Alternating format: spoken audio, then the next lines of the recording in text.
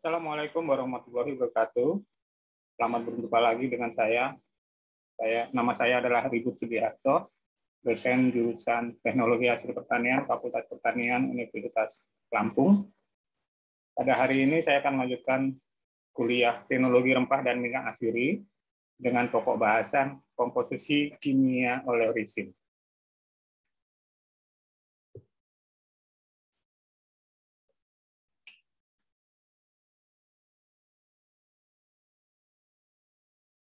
Sebelumnya kita sudah membahas mengenai oleoresin rempah-rempah pada baik dari sumber bahan bakunya maupun proses produksi oleoresin.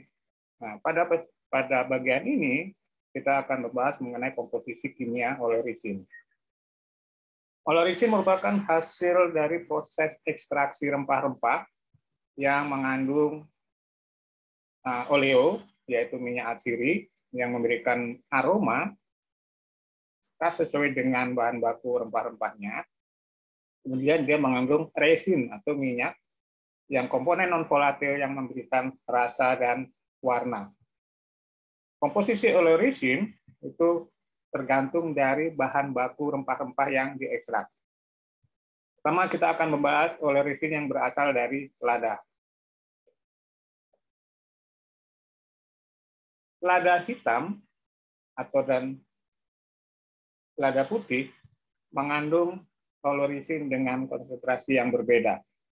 Demikian juga rendemen yang dihasilkan dari proses ekstraksi lada hitam dan lada putih berbeda.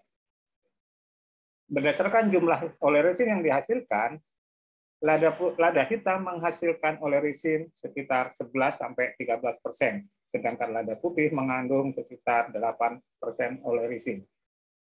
Jadi kalau kita perhatikan memang rendemen oleoresin lada hitam lebih besar daripada rendemen oleoresin lada putih karena ada komponen yang ada di lada hitam tidak ada di lada putih.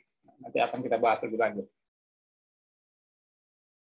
Oleoresin lada, baik lada hitam maupun lada putih, dia mengandung komponen yang memberikan rasa pedas yang disebut dengan piperin. Jadi komponen utama oleoresin lada baik dari lada hitam maupun lada putih adalah piperin. Selain itu dia juga mengandung capsaicin, piperitin, dan piperilin. Nah, keempat komponen itu yang memberikan rasa pedas pada oleoresin lada baik lada hitam maupun lada putih. Di samping itu juga, maka dia juga oleoresin lada itu mengandung komponen non-volatil yaitu berupa senyawa terpen yang memberikan aroma khas lada. Nah, tadi saya sebutkan bahwa rendemen oleoresin lada hitam itu lebih tinggi dibandingkan dengan rendemen oleoresin lada putih karena di dalam oleoresin lada hitam dia mengandung komponen capsaicin. Jadi ada satu komponen namanya capsaicin yang tidak ada di oleoresin lada putih. Di samping itu juga kadar minyak atsiri oleoresin lada hitam lebih tinggi dibandingkan dengan kadar minyak atsiri dari lada putih. Mengapa demikian? Karena komponen capsaicin dan minyak atsiri itu banyak terdapat pada kulit luar biji lada. Jadi kalau lada hitam, kulit luarnya tidak dikupas. Sehingga pada waktu diekstrak, ada komponen capsaicin dan minyak atsiri yang ikut terekstrak. Tetapi pada lada putih, kulit luarnya sudah dikelupas duluan, sehingga komponen capsaicin dan minyak atsirinya lebih kecil.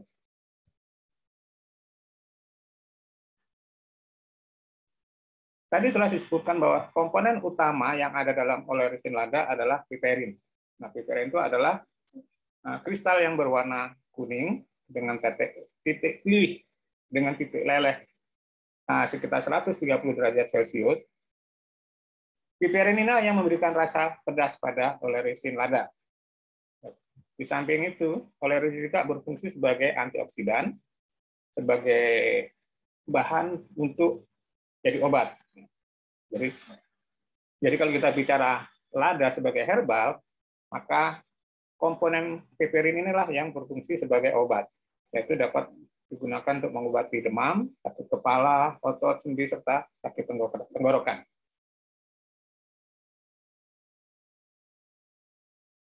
Berikutnya adalah capsicum. Capsicum atau ini adalah golongan cabai-cabean. Maksudnya adalah golongan cabai dan paprika itu adalah masuk dalam satu family, satu spesies namanya capsicum. Jadi kalau kita bicara capsicum, ini termasuk dalam cabai yang rasa pedas, ya. Termasuk cabai rawit, cabai panjang, cabai merah, atau juga golongan paprika, biasanya disebut dengan sweet pepper. Kalau kita mengekstrak olerisin dari cabai-cabean atau dari capsicum, maka akan kita dapatkan olerisin yang warnanya itu sesuai dengan bahan bakunya. Sebelumnya sudah saya tunjukkan bahwa kalau kita mengekstrak olerisin dari paprika warna hijau, maka akan kita dapatkan olerisinnya juga berwarna hitam kehijauan atau hijau kehitaman. Kalau kita ekstrak dari paprika warna merah, maka akan kita dapatkan olerisin warna merah kehitaman. Ada dua komponen utama yang terdapat dalam olerisin paprika atau olerisin yang dari cabai-cabean. Pertama adalah komponen warna, itu adalah termasuk golongan karotenoid. Ya. Yang kedua adalah komponen rasa, yaitu yang memberikan rasa pedas, yaitu komponen namanya capsaicinoid. Komponen pertama adalah karotenoid, yaitu komponen yang memberikan warna. Jadi capsaicin juga berfungsi sebagai olerisin dari capsaicin itu berfungsi untuk pewarna alami. Karena apa? Karena dia mengandung komponen karotenoid. Karotenoid yang utama pada olerisin cabai adalah capsantin, itu sekitar 42% dari total. Dia juga mengandung beta karotin juga. Karotin adalah provitamin A. Jadi yang memberikan warna pada olerisin adalah capsantin. Kemudian komponen kedua adalah komponen yang memberikan rasa pedas. Nah, komponen yang memberikan rasa pedas pada olerisin adalah yang paling utama adalah capsaicin, itu sekitar 69%. Dan kemudian ada beberapa komponen lain juga yang menyumbang rasa pedas.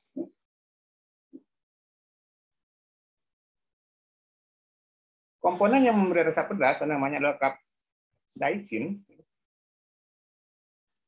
Itu yang paling banyak diminati oleh para konsumen karena dia memberikan rasa pedas. Itu dihasilkan dari jaringan yang ada pada plasenta di buah cabai.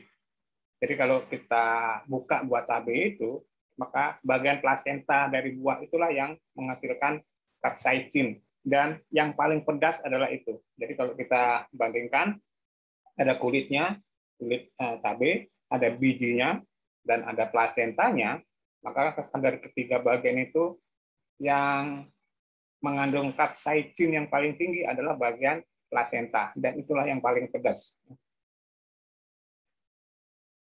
Capsaicin adalah suatu komponen alkaloid yang sangat kuat, ya, jadi dia dalam jumlah sangat sedikit kita sudah merasakan kepedasannya. Jadi sekitar 10 ppm itu sudah kita rasakan pedasnya. Nah, ini rumus kimia, rumus bangun dari capsaicin. Berikutnya adalah kita bahas mengenai tingkat kepedasan. Untuk menilai tingkat kepedasan suatu olerisin cabai itu didasarkan pada ada istilah satuannya adalah namanya SHU, Scoville Heat Unit. Jadi sebagai standarnya adalah kristal capsaicin. Jadi capsaicin yang dihasilkan dari olerisin lada. Jadi capsaicin itu nilainya adalah 15 juta SHU. Itu yang paling pedas. Nah, di sini ada beberapa nilai tingkat kepedasan dari beberapa jenis cabai, ya, dan juga ada beberapa jenis sambal. Kalau kita perhatikan grafik ini saya ambil dari sumbernya ada di situ. Nah, di sini ada macam-macam jenis cabai dan memiliki tingkat kepedasan yang berbeda-beda. Cabai yang paling pedas adalah cabai rawit, ya, ini cabai rawit merah. Tingkat kepedasannya sampai 1 juta SHU. Yang lain-lain lebih rendah. Untuk cabai merah itu sangat rendah. Apalagi jenis cabai paprika itu tidak masuk dalam jenis cabai yang pedas, tapi dalam bentuk dikatakan sebagai cabai yang terasa manis. Di sini ada beberapa produk sambal ya, dengan merek Tabasco. Nah, di sini ada beberapa merek, tingkat lihat tingkat kepedasannya. Dari mulai Tabasco Sweet itu adalah tingkat kepedasannya 100 sampai 600 SHU. Sedangkan yang paling pedas adalah Tabasco Habanero Sauce. Itu sampai 8.000 SHU nilai kepedasannya. Dan itu masih jauh lebih rendah dibandingkan dengan kepedasan dari cabai rawit yang sampai 1 juta SHU. Berikutnya adalah kita akan bahas olerisin dari kunyit. Itu turmeric. Rendemen olerisin dari kunyit itu kita dapatkan hingga sampai 10%. 10%. Dan seperti halnya dengan olerisin dari cabai, maka olerisin kunyit itu memiliki 2 komponen utama, yaitu dia punya kurkumin. Kurkumin itu adalah yang memberikan rasa khas kunyit, ya. Ini rumusnya. Kurkumin selain memberikan rasa, kurkumin juga berfungsi sebagai pewarna alami, warna orange dari kunyit. Pada umumnya, kunyit digunakan sebagai pewarna alami karena kandungan kurkuminnya.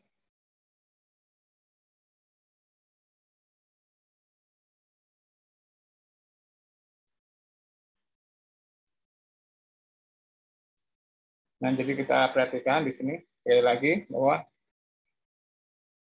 olerisin yang berasal dari kunyit itu fungsi utamanya ada digunakan sebagai pewarna alami karena dia memberikan rasa orange, dan komponen utama sebagai pewarna adalah kurkuminnya. Berikutnya kita bahas mengenai olerisin dari vanili. Vanili merupakan jenis rempah-rempah termahal nomor 2. Masih bilang nomor 2, ada yang nomor 1 nanti lebih mahal. Walaupun saat ini mungkin kalau orang dari kita masyarakat Indonesia mengetahui bahwa vanili adalah jenis rempah-rempah yang paling mahal. Tapi sebenarnya itu ada yang lebih mahal nanti lagi. Ya. Jadi ada yang lebih mahal dari vanili, dan itu nanti kita bahas. Mengapa di vanili cukup mahal? Karena vanili itu adalah, pertama, dia sulit untuk dibudidayakan. Kedua, proses pengolahannya itu agak rumit. Nah, berbeda dengan jenis rempah-rempah yang lain, bahwa begitu rempah itu kita panen, kemudian kita keringkan, maka aroma khas dari rempah-rempah itu akan muncul. Tidak demikian dengan vanili. Jadi kalau vanili tidak seperti itu. Vanili tidak bisa kita panen buah vanili, kemudian kita keringkan, maka tidak akan menghasilkan apa-apa. Artinya aroma vanilinya tidak akan keluar, tetapi harus melalui proses. Nanti akan kita jelaskan lebih lanjut. Komponen utama pada vanili adalah vanilin. Vanilin. Sekali lagi, komponen utama pada olerisin yang berasal dari vanili adalah vanilin. Vanilin ini digunakan terutama untuk flavoring, memberikan rasa pada makanan, juga memberikan aroma atau parfum, ya, sebagai parfum. Memberikan aroma pada makanan atau pada produk-produk non-pangan. Kita ketahui bahwa ada vanili. Aroma vanili adalah salah satu aroma yang paling disukai oleh para produsen, baik itu untuk makanan maupun untuk produk-produk non-pangan, seperti industri perusahaan, seperti produk-produk untuk rumah tangga, sabun, sampo, itu juga ada yang menyukai rasa vanili. Kemudian juga ada produk-produk yang lain-lain itu menggunakan aroma vanili. Nah, tadi saya sebutkan bahwa buah vanili tidak bisa, proses pengolahan vanili itu agak sulit, ya, sehingga membuat harga vanili mahal. Kenapa? Karena buah vanili tidak bisa langsung dikeringkan untuk dapatkan aroma vanili. Berbeda dengan rempah-rempah yang lain, ya. Rempah-rempah yang lain itu begitu kita panen, kemudian kita keringkan, maka aroma rempahnya akan muncul. Tetapi itu tidak terjadi pada vanili. Kenapa? Karena komponen vanilin di dalam buah vanili, ya, komponen vanilin itu berikatan dengan komponen glukosida atau berikatan dengan komponen gula. Kita lihat gambarnya seperti ini. Gambar sebelah kiri ini adalah kondisi pada bagaimana komponen vanilin, ya, ini vanilin berikatan dengan komponen glukosida. Glukosida itu adalah komponen karbohidrat atau komponen gula. Pada saat vanilin ini berikatan dengan glukosida, maka vanilin dalam kondisi yang pasif. Artinya, aroma vanilinnya akan hilang, tidak bisa muncul. Oleh karena itu, pada proses pengolahan buah vanili, itu adalah tujuannya untuk melepaskan atau memotong ikatan ini, ikatan namanya ikatan glukosida. Ya. Ikatan glukosida, supaya vanilinya itu bisa lepas dan dia akan bisa menjadi mandiri. Artinya dia akan menjadi terpisah dan menjadi molekul yang terpisah. Nah, untuk memotong ikatan ini diperlukan enzim glukosidase. Jadi enzim itu sebenarnya sudah ada di dalam buah vanili, tetapi pada saat buah vanili itu masih dalam tanaman, enzim glukosidasenya itu inaktif karena dia terbungkus dalam suatu ruangan, ya, dalam suatu matriks, sehingga enzim glukosidasenya itu tertahan, tidak aktif.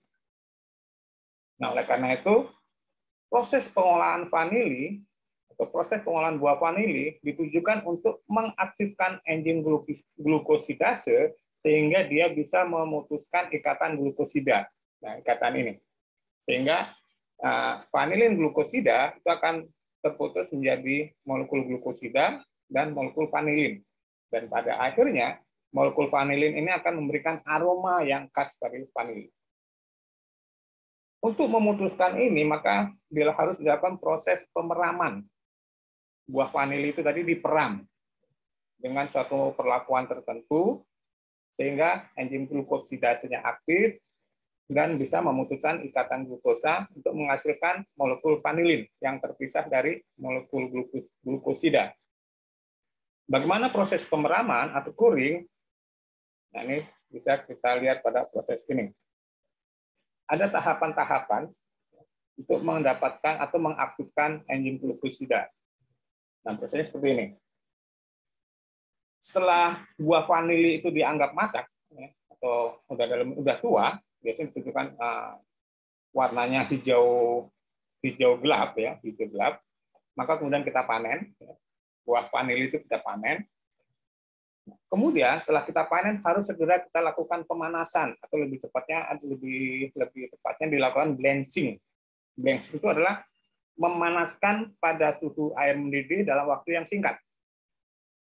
Jadi buah vanili, ya, yang barusan kita panen itu kemudian kita masukkan ke dalam air panas untuk beberapa saat, ya, sekitar 1 menit. Kemudian langsung kita angkat, jangan sampai lama-lama. Nanti kalau terlalu lama, bukan kita tidak melakukan blanching, tapi kita merebus. Justru itu malah mematikan enzim glikosida. Tujuan kita melakukan blanching adalah untuk mematikan jaringan vegetatif. Jaringan vegetatif itu adalah jaringan yang nanti bisa membuat vanili itu menjadi bertunas. Nah, tujuannya hanya untuk itu. Jadi blanching untuk membunuh jaringan vegetatifnya, sehingga mencegah supaya vanili itu pada waktu kita peram itu tidak bertunas. Tetapi proses blanching juga tidak boleh terlalu lama karena nanti justru akan membunuh enzim glukosidase. Padahal tujuan kita kan ini mengaktifkan enzim glukosidase. Setelah blanching maka dilakukan pengeringan dan pengembunan. Nah, di sini proses pemeraman. Pengeringan dan pengembunan maksudnya adalah setelah itu buah vanili dikeringkan, pada siang hari dikeringkan, ya. Kemudian pada malam hari dia dibungkus rapat. Jadi setelah dikeringkan pada siang hari, kemudian kita sorenya kita masukkan ke dalam plastik, kemudian ditutup rapat. Ya. Rapat supaya apa? Supaya terjadi proses pengembunan. Jadi uapnya itu tidak pergi kemana-mana, tapi tetap bertahan di situ. Nah itu nanti kemudian besoknya kita buka lagi plastiknya, kita keringkan lagi buah vanili itu, siangnya kita keringkan di atas sinar matahari, ya. Kemudian pada malamnya kita embunkan lagi, ya, kita embunkan, kita masukkan plastik dan kita tutup rapat. Itu dilakukan sampai dia buah vanili itu menjadi kering, itu diperlukan sekitar 2 minggu waktunya. Nah tujuan dari proses pengeringan dan pengembunan itu adalah supaya enzim glukosidanya menjadi aktif, membangunkan enzim glukosidase. Setelah pengeringan selesai, udah dianggap kering, maka kemudian dilakukan pemeraman. Jadi dia dimasukkan dalam kotak, kemudian ditutup. Tujuannya apa? Nah, disinilah enzim glukosidasenya bekerja. Artinya, setelah glukosidasenya aktif, kemudian dia akan memutuskan ikatan glukosida tadi. Nah, ini diperlukan waktu cukup lama, 1-2 bulan, sampai kapan? Paling singkat 1 bulan, paling lama paling 2 bulan, sampai aroma vanilinya keluar. Ya, jadi aroma vanilinya keluar, semua sudah keluar, baru dia selesai. Ya. Setelah itu proses pemeraman selesai. Nah, di sini baru aroma vanili keluar. Di sini kenapa? Karena molekul vanilinya sudah terpisah dari molekul glukosidanya. Hasil akhir dari proses pemeraman adalah keluar aroma vanili dan menghasilkan buah yang berwarna coklat gelap, ya, dan dia lentur, tidak getas. Nah, di sini ada beberapa gambar proses dari panen sampai proses pemeraman. Kita lihat. Nah, ini adalah vanili, buah vanili. Buah vanili itu mirip dengan anggrek, ya. Buah anggrek. Kemudian ini buahnya, ini bunganya. Satu keistimewaan dari vanili bahwa bunga vanili itu tidak bisa menyerbuk sendiri. Jadi antara benang sari dan putik itu tidak bisa melakukan penyerbukan sendiri, dan itu harus dibantu oleh, kalau di Indonesia dan di negara-negara lain di Afrika, itu harus dibantu oleh orang. Jadi oranglah yang membantu proses penyerbukan. Artinya yang menyatukan benang sari masuk ke dalam putik itu oleh manusia. Nah, di sini kalian lihat gambar ini, gambar yang ketiga. Ini melakukan proses penyerbukan. Kalau dia dibiarkan sendiri, maka bunga itu tidak akan melakukan penyerbukan sendiri, dan pada akhirnya tidak menghasilkan buah vanili. Nah, untuk menghasilkan buah vanili, maka harus dilakukan proses penyerbukan secara manual, dibantu oleh manusia. Setelah itu baru dia akan menghasilkan buah, dan buah yang siap panen adalah buah yang warnanya hijau gelap. Ukurannya udah maksimal, dan warnanya gelap. Setelah buah vanilinya cukup untuk dipanen, nah kemudian kita panen. Nah, ini kita lakukan proses blanching namanya. Jadi begitu kita panen, segera kita lakukan proses blanching, yaitu kita panaskan pada air mendidih dalam waktu yang singkat, 1 menit. Setelah itu kita melakukan penjemuran dan pengembunan. Jadi siang hari dijemur, malam hari diembunkan atau dimasukkan dalam satu wadah plastik, ditutup rapat supaya terjadi pengembunan. Kemudian besoknya dilakukan penjemuran lagi sampai dia kering.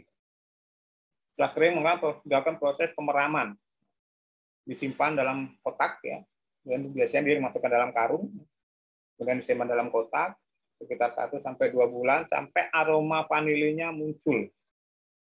Aromanya muncul dan bentuk vanilinya, buah vanilinya jadi seperti berminyak dan lentur. Setelah itu baru selesai kita jual.